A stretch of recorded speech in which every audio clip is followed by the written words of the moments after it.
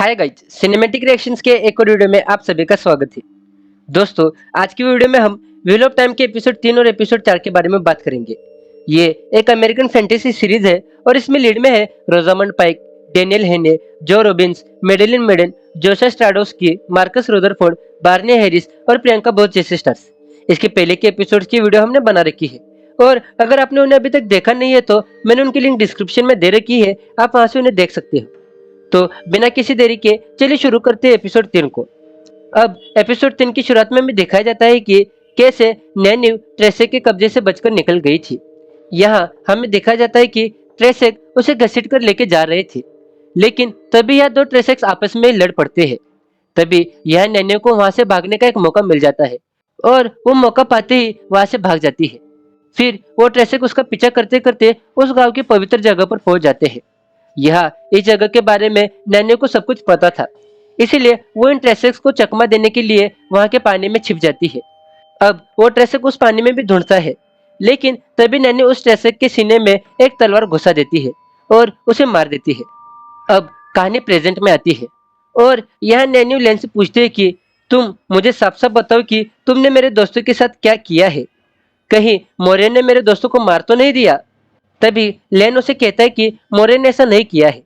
यह लेन कहता है कि मैंने उन्हें जानबूझकर हमसे अलग किया ताकि उन्हें पता चले कि मोरियन उन लोगों के लिए क्या कुछ कर रही है। अब लेन नैन्यू को कहता है कि तुम्हें मोरियन की मदद करनी होगी, उसका घाव और भी गहरा हो गया है और तुम तो एक विदुषी हो, तुम इस घाव को ठीक कर सकती हो। लेकिन नैन्यू मना कर देती है। वो कहती कि मैं इसकी मदद नहीं करूंगी, इसने मेरे दोस्तों को मारा है। यहाँ लेन नैन्यू को बार बार बताता है कि मोरियन ने ऐसा कुछ नहीं किया। वहीं दूसरी तरफ मैट और रैंड भागते भागते एक पहाड़ पर पहुंच जाते हैं, लेकिन उन्हें उनके दोस्त कहीं पर भी नहीं दिखते। तभी यह रैंड कहता है कि हमें अपने घर की तरफ नहीं जाना चाहिए, हमें व्हाइट टावर की तरफ जाना चाहिए। हो सकता है कि हमें इग्वेन और पेरिन वहां पर मिल जाए। तो मैट भी कहता है कि ठीक है, मैं भी तुम्हारे साथ ही चलूंगा। अब दूसरी तरफ पेरिन और इग्वेन भी एक खुले मैदान में भटक जाते हैं और यहाँ वो आग जलाने की कोशिश करते हैं, लेकिन पेरिन ऐसा नहीं कर पाता, वो आग नहीं जला पाता। तभी इग्वेन यहाँ पर अपना जादू यूज करती है जो कि उसे मोरे ने सिखाया था और वो इसमें कामयाबी हो जाती है और वो इस आग को लगा देती है। वहीं अब नैनी भी मोरन का इलाज शुरू कर देती है। अब वो मोरन के इलाज के लिए कुछ जड़ी बूटियां निकालती है और पेड़ पर से कुछ लकड़ियां निकालकर उनका एक पाउडर बनाती है ताकि वो पाउडर मोरन के घाव पर लगा सके। तभी यह लेन और नैन्यू कुछ बातें करते हैं। यह लेन नैन्यू से कहता है कि मोरेन एक अच्छी एस चढ़ाई है और वो इस पूरी दुनिया को बचाने की कोशिश कर रही है और तुम्हारे उन 4 दोस्तों में से कोई ना कोई ड्रैगन है। वहीं दूसरी तरफ पेरिन को एक सपना आता है और उस सपने में उसे उसकी बीवी दिखाई देती है जिसे एक भेड़िया खा रहा है। लेकिन तभी उसके सपने में उसे एक आदमी दिखता है जिसकी आंखों में आग थी और डर के मारे पेरिन की नींद टूट जाती है। तभी यह एग्वेन कहती है कि वो भेड़िया हमारे काफी नजदीक आ गए हैं। ये देखकर दोनों भागने लगते हैं और वो भेड़े भी उनका पीछा करने लगते हैं, लेकिन एक जगह पर जाने के बाद वो भेड़े रुक जाते हैं। ये देखकर ये दोनों सोच में पड़ जाते हैं कि ये यहाँ पर क्यों रुक गए, ये यहाँ से आगे क्यों नहीं आ रहे हैं। अब जान बचाने के लिए वो दोनों एक खुले मैदान में भागने लगते हैं। वहीं दूसरी तरफ व्हाइट टावर की तरफ जाते वक्त मैट और रेंट एक गांव में चले जाते हैं और इस गांव के एंट्रेंस में एक आदमी को एक पिंजरे में कैद कर मार दिया गया था और उसकी जेब के अंदर एक हीरा लटक रहा था। उस हीरे को देखते ही मैट उसकी मोह में पड़ जाता है, क्योंकि मैट बचपन से चोर था। अब वो दोनों उस गांव के अंदर आराम करने के लिए चले जाते हैं। यहाँ उन्हें एक लड़की मिलती है जो इन्हें शराब देती है। तभी वहां पर एक सिंगर आ जाता है और गाना गाने लगता है। इसके बाद वो सिंगर उसके गाने के बदले सभी से पैसे मांगता है, लेकिन इन दोनों के पास तो पैसे थे ही नहीं। ये दोनों उस सिंगर को मना कर देते हैं, लेकिन तब यह रैंड थोड़े पैसे देने के लिए अपने जेब में हाथ डालता है, लेकिन उसकी जेब में पैसे तो थे ही नहीं, किसी ने उसकी जेब चोरी कर ली थी। तभी वो देखता है कि उसका बटुआ उस सिंगर के पास था। ये देखकर मैट काफी गुस्सा हो जाता है, लेकिन रैंड कहता है कि यह हमारा इलाका नहीं है, इसीलिए हमें थोड़ा सब्र से काम लेना होगा। वहीं दूसरी तरफ पेरिन और इग्वेन को सुनसान जगह पर कुछ टायर के निशान दिखते हैं, तो वो इन निशानों का पीछा करने लगते हैं। उन्हें लगता है कि यहाँ पर कोई ना कोई जरूर रहता होगा, लेकिन तभी उन्हें थोड़ा डर भी लगता है। उन्हें लगता है कि शायद से ये व्हाइट क्लोक वाले हो जो आदमियों को बंदी बना के उन्हें मारते हैं, लेकिन फिर भी वो उन निशानों की तरफ चल पड़ते हैं। क्योंकि उन्हें मदद की जरूरत थी। अब रैंड और मैट उस लड़की की तरफ जाते हैं जिसने इनका स्वागत किया था। वो यहाँ उसे कहते हैं कि हमें आज रात को रुकने के लिए एक कमरा चाहिए। इसके बदले में तुम हमसे तुम्हारा कोई भी काम करवा सकती हो, क्योंकि हमारे सारे पैसे चोरी हो गए हैं। तभी यहाँ पर वो लड़की इन्हें काम पर लगा देती है। वो कहती है कि तुम्हें ये सारी लकड़ियां काटनी है। अब ये दोनों यहाँ पर लकड़ियां काटने लगते हैं। तभी रैंडमैट को कहता है कि मैं कुछ भी करके इग्वेन तक पहुंच कर रहूंगा। मैं उसे ढूंढने के लिए व्हाइट टावर तक जाऊंगा। लेकिन तभी मैट यहाँ पर कहता है कि नहीं, हम व्हाइट टावर तक नहीं जाएंगे। ये सब कुछ झूठ है। तुम उस मॉरिन पर क्यों यकीन कर रहे हो? मैं तो अब अपने घर ही जाऊंगा। और यहाँ से मैट गुस्से से चला जाता है। अब वो उस लड़की से आके बातें करने लगता है। वहीं दूसरी तरफ नैन्यो की मलहम पट्टी करने के बावजूद लेन को लगता है कि मोरिन ठीक नहीं हो पाएगी। तभी वो खुद घोड़े पर बैठकर मदद ढूंढने के लिए चला जाता है और नैन्यो को उसके पास छोड़ देता है। अब इग्वेन और पेरिन उन टायर का निशान का पीछा करते करते कुछ लोगों के पास पहुंच जाते हैं। तभी यहाँ पर कुछ लोग उन्हें कहते हैं कि कोड वर्ड बताओ, लेकिन पेरिन और इग्वेन को कोड वर्ड मालूम नहीं था। तभी वो लोग उन्हें अपने साथ लेके चले जाते हैं और उनकी अच्छी खासी मेहमान नवाजी करते हैं और उन्हें खाना भी देते हैं। वहीं दूसरी तरफ रेंट सारी लकड़ियों को काट देता है, इसलिए वो लड़की उसे रहने के लिए कमरा देती है और कहती है कि ये एक ऐसा कमरा है जिससे आवाज भी बाहर नहीं जाएगी। तुम यहाँ पर आराम से रात गुजार सकते हो। वहीं दूसरी तरफ मदद ढूंढते ढूंढते लेन एक जगह पर आ जाता है जहाँ पर बहुत सारे एसएडआई के लोग मौजूद थे। और ये देखकर वो नैनो के पास आता है और उससे पूछता है कि क्या मोरन घोड़े की सवारी कर सकती है। तभी नैनो कहती है कि हाँ, लेकिन कुछ देर तक। अब वो मोरन को लेकर एसएडआई के लोगों तक जाने लगता है। वहीं अब रात हो जाती है और मैट उसी लाश की तरफ जाता है जिसकी कमर पर हीरा था। यह उसे वही सिंगर मिलता है जिसने इनके पैसे चुराए थे। यह सिंगर कहता है कि मैं तो इसे दफनाने के लिए आया हूँ, लेकिन तुम्हारा इरादा कुछ और ही लग रहा है। तभी यह मैट उसे साफ साफ बता देता है कि हाँ, मुझे घर जाने के लिए कुछ पैसे चाहिए और मैं यहाँ इस हीरे की चोरी करने आया हूँ। तभी सिंगर कहता है कि ठीक है, तुम पहले अपना काम कर लो, उसके बाद मैं मेरा काम करूंगा। अब मैट उस लाश पर से वो हीरा भी ले लेता है और वहाँ कुछ सिक्के भी थे, वो उन्हें भी ले लेता है। फिर सिंगर उसे कहता है कि क्या तुम्हें जरा भी शर्म नहीं आती? तुमने एक लाश पर से हीरा चुराया है। अब मैं इसे ठीक से दफना भी नहीं पाऊंगा। यह वो सिंगर मैट का दोस्त बन जाता है और उसे कहता है कि अगली बार जरा ध्यान से रहना, कहीं ऐसा ना हो कि तुम इस लाश की जगह हो और मैं तुम्हें दफनाने आऊं। तभी उसी गांव में रैंड और वो लड़की बात कर रहे होते हैं और एक दूसरे को अपनी कहानी सुनाते हैं। तभी यह वो प्यार की बातें करने लगते हैं और वो लड़की रैंड के साथ रोमांटिक होने लगती है। लेकिन रैंड पीछे हट जाता है क्योंकि वो इग्वेन से प्यार करता है। तभी वो लड़की गुस्सा हो जाती है और कहती है कि मैं तो डार्क वन की गुलाम हूँ और मुझे पता है कि तुम ही वो ड्रैगन हो, इसलिए मुझे तुम्हें कैद करना होगा। तभी तभी रैंड यहाँ से भागने लगता है और उसे पता चलता है कि मोरन झूठ नहीं बोल रही थी। यहाँ रैंड उस रूम के दरवाजे को तोड़ने की कोशिश करता है, लेकिन वो दरवाजा लोहे का था और काफी मजबूत था। फिर भी रैंड हार नहीं मानता और उस दरवाजे को तोड़ देता है। यह देखकर वो लड़की हैरान हो जाती है और सोचने लगती है कि यह तो काफी मजबूत दरवाजा था, रैंड ने उसे कैसे तोड़ा। तभी दोस्तों यहाँ हमें लगता है कि रैंडी वो ड्रैगन है जो इस दुनिया को बचाने वाला है।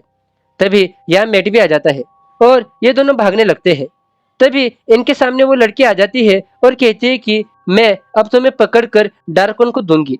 पिछली बार भी एक लड़की ने ड्रैगन को पकड़कर डार्कवन के हवाले कर दिया था। तभी डार्कवन ने उस लड़की को बहुत सारी शक्तियां दी थी और अब मैं भी उन शक्तियों को हासिल करने वाली हूँ।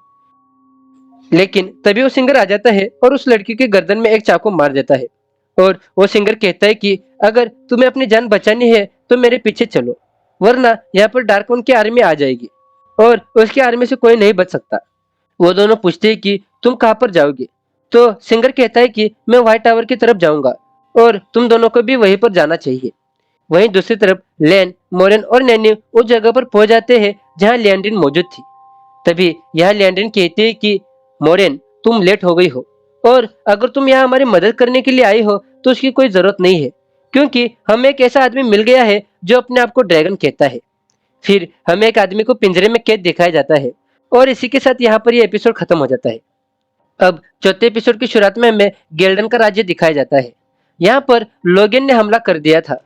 दोस्तों, लोगन वही आदमी है जिसे लियांड्री ने कैद कर दिया था और वो खुद को ड्रैगन कहता है। यहाँ लोगन उस राज्य के सभी लोगों को मार देता है क्योंकि उसके पास कुछ अजीब सी पावर थी। फिर वो एक आदमी के पास जाता है।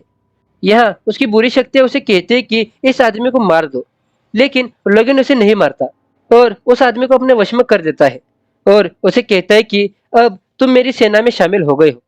वहीं दूसरी तरफ लिएंड्रिन के पास मोरेन, लेन और नैनी चले गए थे। यहाँ पर केरन नाम के एक एसिड मोरेन के घाव को भरने की कोशिश करती है। यहाँ वो मोरेन के घाव को ठीक भी कर देती है। इसके बाद तुरंत मोरेन लोगिन के पास जाती है जो खुद को ड्रैगन का अवतार कहता है। लेकिन यहाँ मोरेन को भरोसा नहीं हो रहा था क्योंकि ड्रैगन तो उन 4 दोस्तों में से कोई एक है। वहीं दूसरी तरफ पेरिन और इग्वेन उन्हीं शरीफ आदमियों के साथ आगे चल रहे थे, लेकिन यहाँ पेरिन फिर भी उन लोगों पर भरोसा नहीं कर रहा था। तब इग्वेन उसे कहती है कि हमारे पास कोई और चारा नहीं है, इसलिए हमें इनके साथ रहना होगा। दूसरी तरफ रैंड और मैट व्हाइट टावर की तरफ घोड़े पर बैठकर जा रहे थे। इसका मतलब अब सभी लोग व्हाइट टावर की तरफ जाने के लिए निकल पड़ते हैं। दूसरी तरफ मोरेन लोगन के पास चली जाती है और उसे अपने जादू से कंट्रोल कर लेती है और वो दूसरी एसेडा को कहती है कि अब तुम लोग आराम करो, मैंने इसे अपने कंट्रोल में कर लिया है। दूसरी तरफ हमें उस सिंगर को दिखाया जाता है जो रैंड और मैट के साथ था। ये लोग एक जगह पर रुकने की कोशिश करते हैं, लेकिन कुछ लोग इन पर हथियार तान लेते हैं। बट इसके बाद में वो लोग दोस्त बन जाते हैं और उन्हें अपने घर में लेके चले जाते हैं। अब हमें एग्वेन और पेरिन को दिखाया जाता है। इस कबीले में एक लड़का भी था जिसके बड़े बड़े बाल थे। अब पेरिन उस लड़की की माँ के पास जाकर पूछता है कि आपने कभी जंग लड़ने की कोशिश क्यों नहीं की। तभी वो औरत कहती है कि क्या तुम्हें कभी हमारे हाथ में कोई हथियार नजर आया है।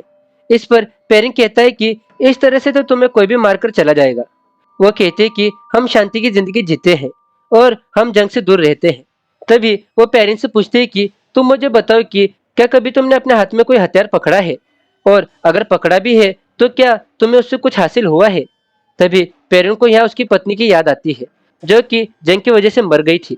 फिर अगले सीन में मैट और एंड उस सिंगर से बातचीत करते हैं, लेकिन उसी वक्त मैट को उल्टी आने लगती है और वो साइड में चला जाता है और उसकी उल्टी में से कीड़े निकलने लगते हैं।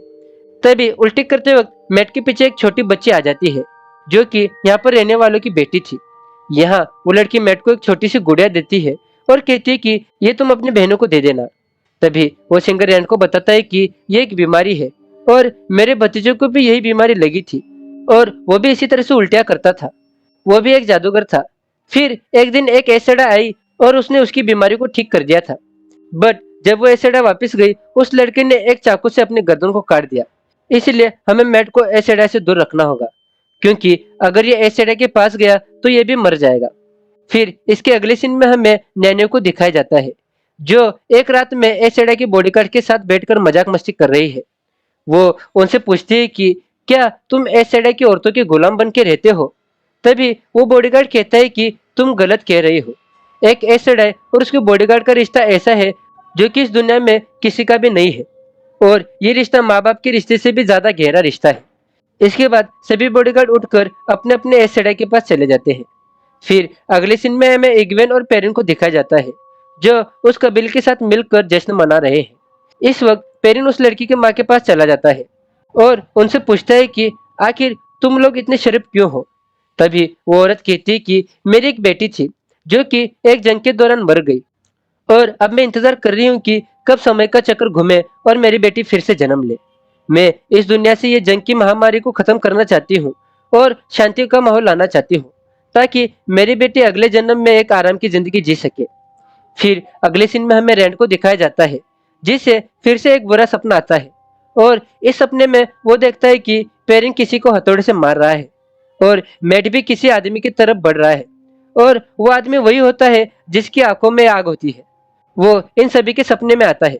इसके बाद उसकी आंखें खुल जाती है और वो आजू बाजू देखता है, लेकिन मैट उसके साथ नहीं था। फिर सिंगर और रैंड मैट को ढूंढने के लिए निकल जाते हैं। तभी ये लोग देखते हैं कि जिन लोगों ने इन्हें रहने के लिए जगह दी थी उनकी लाशें इधर उधर बिखरी हुई थी, और वहीं पर मैट एक दीवार की तरफ देख रहा था। जब ये उस दीवार की तरफ देखते हैं तो उस दीवार पर फेड था।